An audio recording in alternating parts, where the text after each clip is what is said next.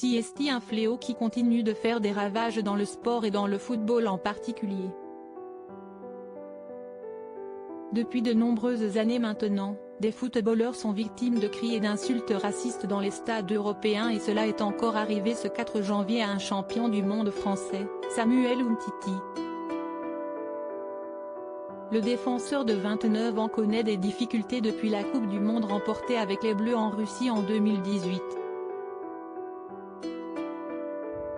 Gêné par de nombreux pépins physiques, il n'a quasiment plus joué avec le FC Barcelone et depuis cet été, il évolue dans le petit club de Lecce, en Italie.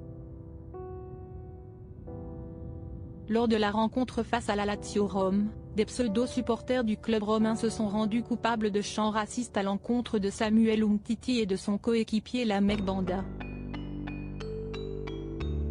Comme le rapportent plusieurs médias dont Le Parisien, l'ancien Lyonnais a été très touché par ces agissements et après la partie, remporté 2-1 par Lecce, il a pleuré dans les bras de son président. Les supporters de son club ont souhaité lui apporter leur soutien en scandant son nom, ce qui a certainement dû toucher l'ancien Barcelonais. Les chants racistes ont été submergés par ceux d'encouragement. Tous le peuple jaune et rouge a commencé à crier un seul nom, Umtiti, a déclaré son club dans un message sur Twitter après la rencontre. Umtiti répond avec sagesse sur Instagram si le joueur ne s'est pas exprimé dans les médias après la rencontre, il l'a fait sur son compte Instagram.